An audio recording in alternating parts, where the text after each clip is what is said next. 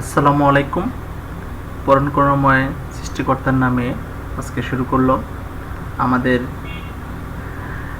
Diploma in nursing science and midwifery দ্বিতীয় বর্ষের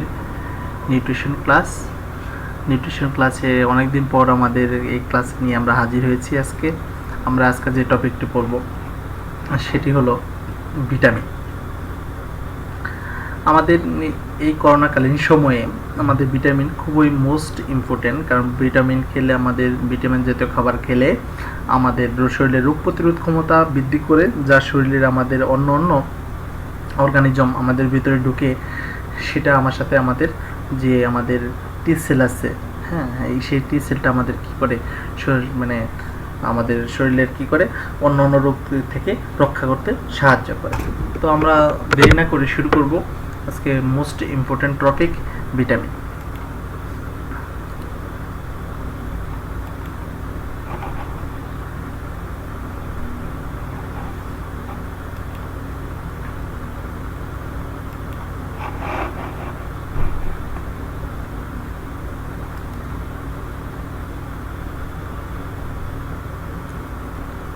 আমি একটু সময় নিয়ে নিচ্ছি, কারণ হলো যে এটা একটু প্রিপেয়ার করতে দেরি হচ্ছে, কারণ কম্পিউটারে অনেক সময় ট্রাভেল দেয়, তার জন্য।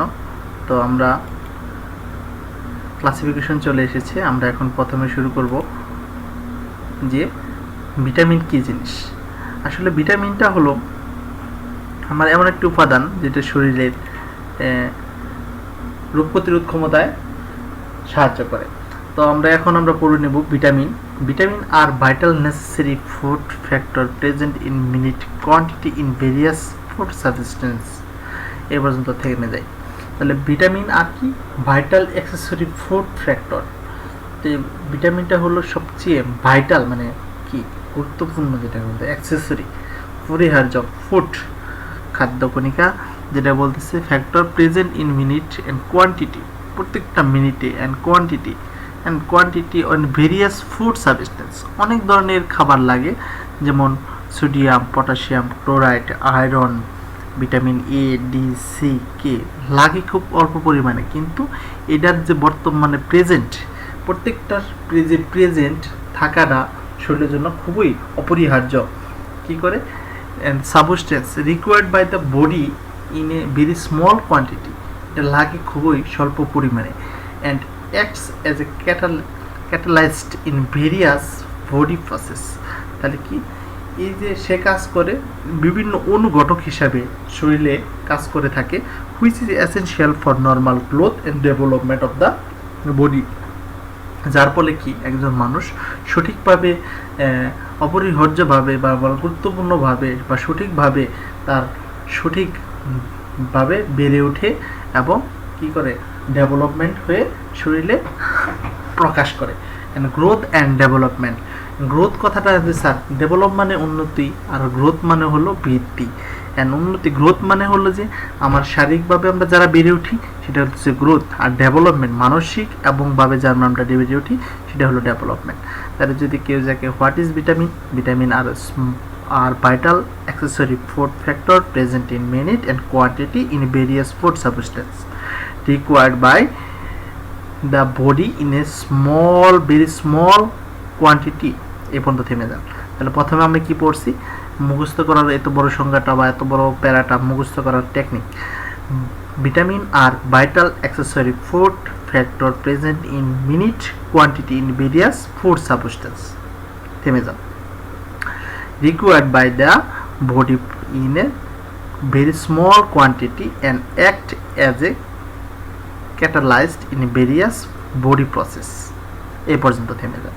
The which is essential for normal growth and development of the body। তাহলে কি বলতেছে? which is essential for growth and normal growth and development of the body। তাহলে কি বলতেছে? এই যে নর্মাল গ্রোথ অ্যান্ড ডেভেলপমেন্ট যেটা হয় সেটাতে কি আমাদের ভিটামিন খুব গুরুত্বপূর্ণ ভূমিকা পালন করে থাকে। এখন আমরা পড়ব ক্লাসিফিকেশন অফ ভিটামিন।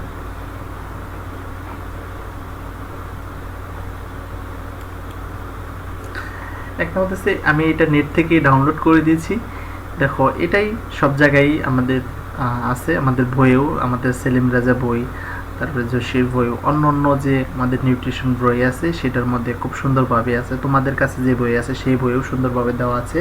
তো ক্লাসিফিকেশন অফ ভিটামিন, তোমরা যদি মনে করো যে না আমরা এটা পড়বো না, আমরা বই থেকে পড়তে পারো, আমার কোনো আপত্তি নেই, সমান মার্ক ক্যারি করবে, জাস্ট বোঝানোর জন্য আর কি।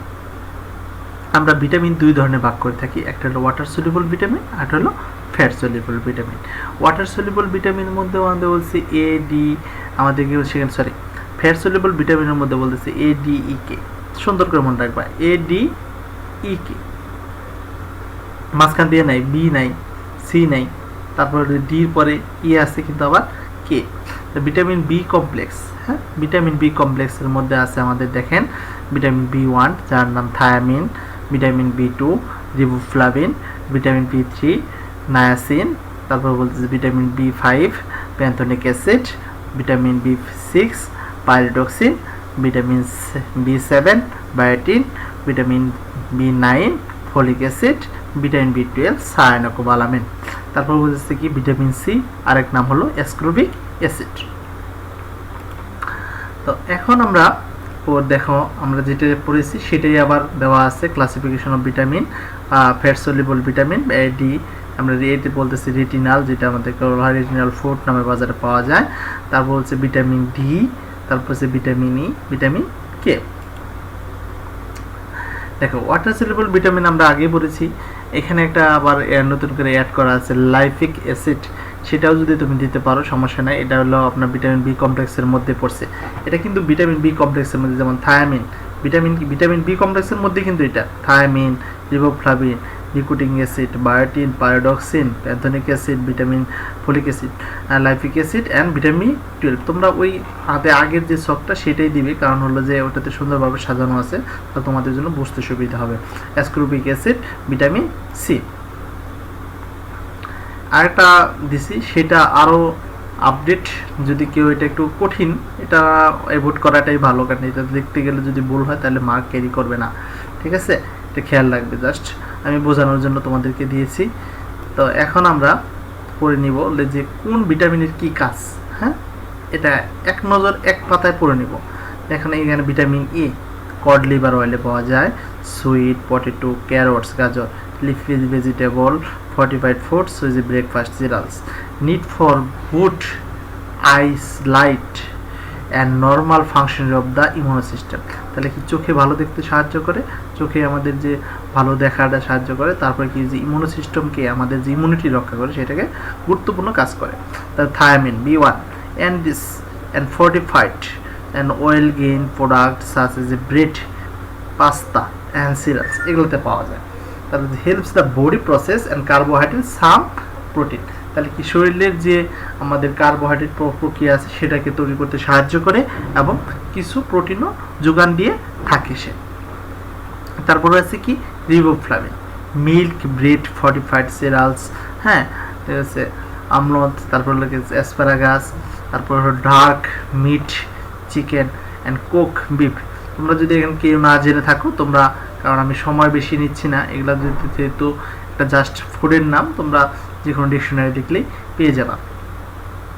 তো আমি এদিকে বেশি সময় নেব না, কারণ এটা অনেক বড় একটা টপিক, হ্যাঁ সময় লাগবে অনেক। তো আমরা the used in many body process, অনেক বডি প্রক্রিয়ায় সাহায্য করে, বিভিন্ন প্রক্রিয়ায় বডি শরীরের প্রক্রিয়া কাজ করে, such as a converting food into energy. তাহলে কি হয়, এটা কি সেই কনভার্ট ফুডে এনার্জি তৈরি করতে সাহায্য করে, কনভার্ট করতে। It also participate in the metabolism, ঠিক কি সে অলসো কি করে, উপাদান কি করে, মেটাবলিজম সে সাহায্য করে, হজম প্রক্রিয়ায় সাহায্য করে। বলছে many drug helps in the production of red blood cell, অনেক সময় কি হয় যায়, অনেক ড্রাগের কি করে আপনার ব্লাড সেল তৈরি করতে সাহায্য করে। Niacin, poultry, fish, meat, whole grain, fortified foods and cereals, aids in digestion, converting the food into energy. তাহলে কি বলেছে, এনার্জি দেয় এবং also the body helps to make a cholesterol, সে কোলেস্ট্রল তুলতে সাহায্য করে। Pantothenic acid B5, meat, whole grain, the legumes, তারপর হচ্ছে কি, তারপর হচ্ছে ইয়োগার্ট, ঠিক আছে ইত্যাদি।